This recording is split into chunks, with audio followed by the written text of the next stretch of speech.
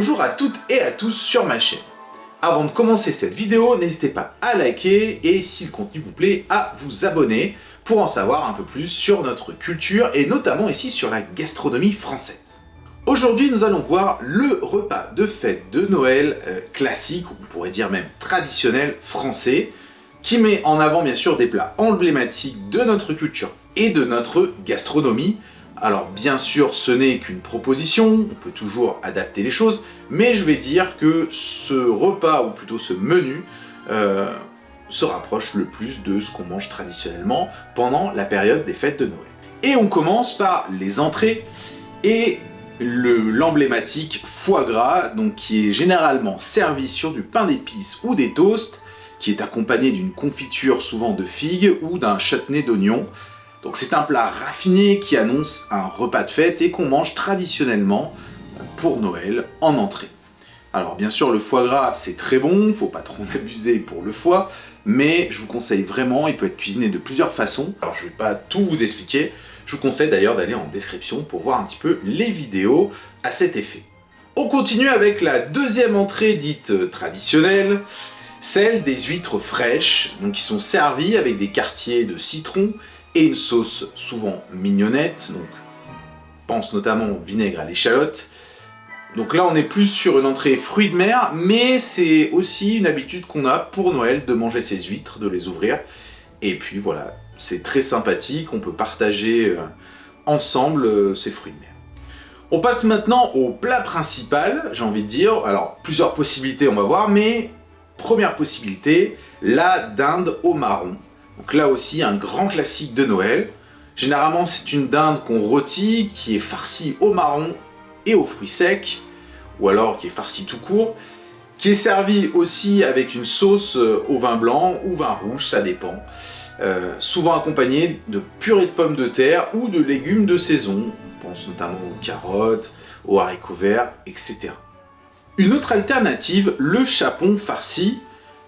Ça peut être aussi un bon choix, c'est aussi quelque chose de traditionnel et on le prépare aussi de la même façon, c'est-à-dire souvent avec des marrons, des herbes ou des épices et puis on le rôtit jusqu'à ce qu'il soit doré et juteux et on l'accompagne de de légumes de saison.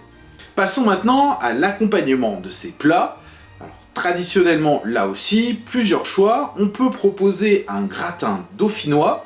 Donc c'est quoi? C'est un gratin crémeux à base de pommes de terre, de crème fraîche donc et de fromage, qui se marie généralement parfaitement avec la volaille, donc le chapon, et la dinde qu'on a citée précédemment. Deuxième choix aussi, on peut, comme je l'ai mentionné aussi, accompagner ces viandes par des légumes de saison, que ce soit des légumes rôtis, donc des carottes, panais, choux de Bruxelles, ou même des haricots verts assaisonnés d'herbes de Provence ou d'huile d'olive, ou même avec des champignons par exemple, c'est quelque chose, ou des marrons, c'est ce qu'on fait très souvent à Noël. Après le plat vient généralement le fromage, en tout cas chez nous les Français. Alors là, on a vraiment le choix, une pléthore de choix au niveau des fromages.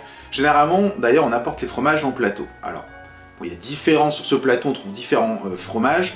On trouve généralement les plus connus, Brie, Roquefort, Comté, Chèvre, Bleu d'Auvergne, Cantal, Saint-Nectaire, etc., etc. Je ne vais pas tous les citer, mais on a la chance dans notre pays d'avoir une multitude de fromages. Et généralement, pour les repas de fête, et notamment pour le repas de Noël, on fait un plateau dans lequel on installe différents fromages qu'on déguste. Alors généralement, donc on prend avec le couteau ce fromage et puis on déguste avec un morceau de pain. Ça peut être aussi avec des fruits secs. Voilà, ça dépend un petit peu de la culture. Il y en a qui mangent même avec de la confiture, pain confiture, au fromage. Donc voilà, en tout cas, c'est idéal pour clore le repas sur une note un peu savoureuse. Pour finir ce repas traditionnel de Noël, et notamment on passe après le fromage au dessert, avec la fameuse et traditionnelle bûche de Noël, qui est le dessert emblématique des fêtes. Alors bûche parce qu'en fait, c'est comme une bûche de bois, donc on a même forme, donc on appelle ça une bûche. Elle peut être d'ailleurs à la crème au beurre, traditionnelle, au chocolat on peut trouver, ou même glacée, sous forme de glace, c'est très bon aussi. Elle est souvent décorée avec des éléments naturels, comme des feuilles ou d'autres éléments, mais souvent décorés sur la thématique de Noël. Alors, on trouve des petits Pères Noël, des petites maisons, des petits sapins, etc., etc. Généralement, on aime d'ailleurs ce dessert de Noël, c'est vraiment la tradition et on mange ça à la fin du repas. Alors, pour ce menu, je n'ai pas parlé des vins qu'on boit généralement en accompagnant soit les entrées, soit les plats que je vous ai évoqués. Alors, je vais en parler un petit peu. Généralement, pour les entrées, donc que ce soit le foie gras ou alors pour des huîtres, pourquoi pas, on accompagne traditionnellement le foie gras par un vin blanc, notamment un sauterne. Généralement, les viandes, on accompagne ça, donc les plats, que ce soit la dinde ou le chapon, avec du vin rouge, alors pourquoi pas du Bordeaux, mais il y a d'autres vins aussi qui sont intéressants avec de la viande. On continue généralement, quand on mange le plateau de fromage, enfin quand on déguste le fromage, on reste au vin rouge traditionnellement. Et puis pour le dessert, on ouvre une bonne bouteille de champagne, généralement, qui accompagne la bûche de Noël.